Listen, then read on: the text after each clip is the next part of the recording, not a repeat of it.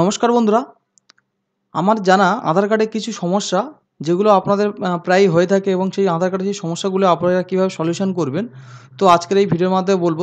বন্ধুরা, আপনাদের কাছে একটাই রিকোয়েস্ট, যারা চ্যানেলের নতুন দর্শক তারা অবশ্যই করে ভিডিওটাকে একটা লাইক করবেন এবং চ্যানেলটাকে সাবস্ক্রাইব করে দেবেন।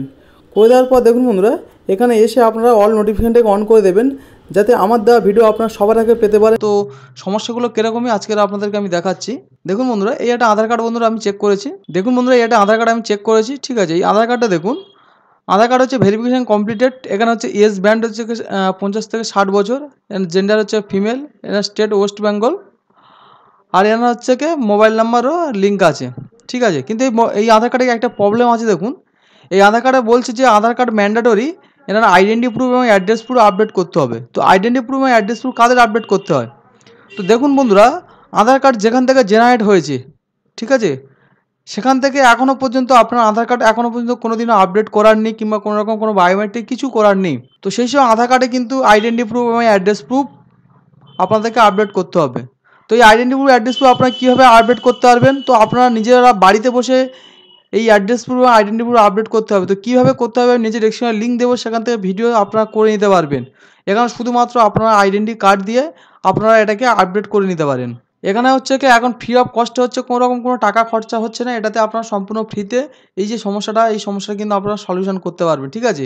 এখানে লেখা আছে কিন্তু হচ্ছে কি আধার সেবা কেন্দ্রে গিয়ে আপনারা করার জন্য, কিন্তু আমি আপনাদেরকে বলছি এটা হচ্ছে আমি নিজে অনেক কটাই করেছি, যেগুলো আর কি সম্পূর্ণ সাকসেস হয়ে গেছে।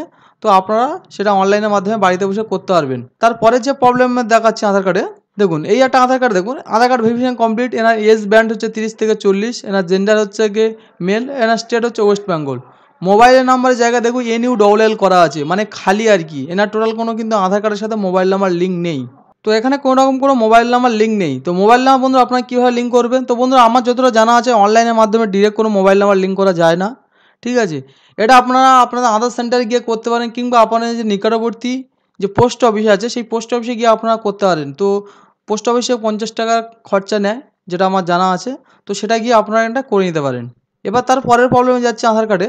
এই একটা আধার কার্ড দেখুন, এনার হচ্ছে ভেরিফিকেশন কমপ্লিট, এনার এজ ব্যান্ড হচ্ছে 10 থেকে 20, জেন্ডার হচ্ছে মেল, স্টেট ওয়েস্ট বেঙ্গল, এনার মোবাইল নাম্বার লিঙ্ক আছে, এবং মোবাইল নাম্বার লাস্ট 4টে সংখ্যা, সরি 3টে সংখ্যা এখানে দেখা যায়।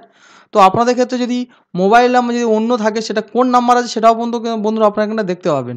এবার বলি, এই যে আধার কার্ডটা, এই আধার কার্ডটা কিন্তু বায়োমেট্রিক করতে হবে। তো দেখুন বন্ধুরা, এই বায়োমেট্রিক কাদের করতে হয় আমি আপনাদেরকে বলে দিই। বায়োমেট্রিক কাদের করতে হয় না, বায়োমেট্রিক আপনারা যে সমস্ত আধার কার্ড কম বয়সে করা হয়, ঠিক আছে, হয়তো আপনারা হচ্ছে কি মাইনর আধার কার্ড করেছেন 5 বছর নিচে, সেই আধার কার্ডে এখন 5 বছর উপরে যাবে, তার অবশ্যই কিন্তু বায়োমেট্রিক করতে হবে। কিংবা যে সমস্ত আধার কার্ড 5 বছরের পরে করেছেন, তার বয়স যখন কিন্তু বন্ধুরা 15 বছর উপরে যাবে, তার কিন্তু অবশ্যই বায়োমেট্রিক করতে হবে। তো এইসব ক্ষেত্রে কিন্তু বায়োমেট্রিক করতে হবে। তো এই বায়োমেট্রিক করার জন্য আপনাদেরকে বলি, আপনাদের কিন্তু মাস্ট আধার সেন্টারে গিয়ে করতে হবে। এটা কিন্তু কোনো রকম কোনো অনলাইনের মাধ্যমে করা যাবে না। তারপরে যে প্রবলেমটা, এখানে দেখুন বন্ধুরা, এই আধার কার্ডটা হচ্ছে ডিঅ্যাক্টিভেট হয়ে গেছে বলছে। তো এই আধার কার্ড ডিঅ্যাক্টিভেট কী কারণে হয়েছে এটা আমার জানা নেই, ঠিক আছে। তো এই আধার কার্ড ডিঅ্যাক্টিভেটটা সলিউশনটা আমার ঠিকঠাকভাবে জানে, তো আমার যতটা জানা আছে, যেটা হচ্ছে কি আধার কার্ডের মেন যে হেড অফিস সল্টলেক, সেখানে ছাড়া ঠিক করা যায় না। তো আপনারা হচ্ছে কি আপনাদের কোনো সমস্যা থাকলে আপনারা হচ্ছে গিয়ে 1947 যে আধার সেন্টার নাম্বার আছে, সেই আধার সেন্টার নাম্বারে কিন্তু আপনারা ফোন করতে পারেন। ফোন করে আপনাদের সমস্যাটা সলিউশন করতে পারেন। এবার আপনাদের মনে প্রশ্ন জাগতে পারে যে কোন আধার কার্ডে কোনো রকম কোনো প্রবলেম নেই, সেরকমই কিছু আধার কার্ড আপনি হচ্ছে দেখান। তো সেক্ষেত্রে আমি আমার নিজের আধার কার্ডে দেখাচ্ছি কোনো রকম কোনো সমস্যা নেই। তো সেটাও আপনারা কীভাবে চেক করে দেখতে পারেন সেটাও আমি বলে দিই। প্রথমে আপনাদের এই আধার কার্ডের অফিসিয়াল ওয়েবসাইটে আসতে হবে। তো ওয়েবসাইটের লিঙ্ক আমি নিচে ডেসক্রিপশনে দিয়ে দেবো, সেখান থেকে এখানে চলে আসবেন।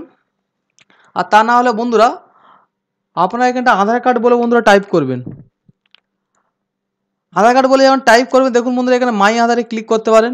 ডিরেক্ট মাই আধারে ক্লিক করলে বন্ধুরা এখানে পেজটা রিলোডিং হতে কিছুটা দেরি হতে পারে, ততক্ষণ আপনারা একটু ওয়েট করতে হবে। তো ওয়েবসাইটে আসবেন, আসার পরে আপনার এখানে ডাউনলোড যে কোনো একটা অপশান এখানে টাইপ করবেন, করার পরে এখানে ড্যাশবোর্ডে যাবেন।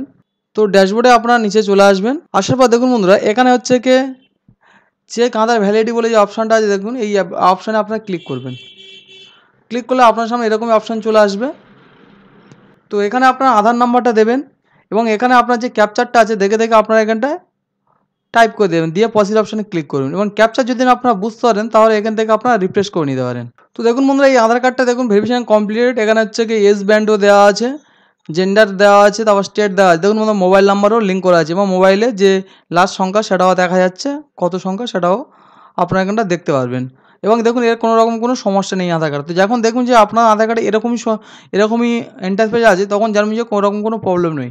আর যেসব আধার কার্ডগুলো আপনাদেরকে আমি দেখালাম, ঠিক আছে, নিচে সব প্রবলেমগুলো উল্লেখ করা আছে এবং আমি যতটা জানি সেই প্রবলেমগুলো কীভাবে সলিউশন করতে হবে সেগুলো আপনাদেরকে বলে দিলাম। তো বন্ধুরা, ভিডিওটা কেমন লাগে সেটি কমেন্ট করে অবশ্যই জানাবেন।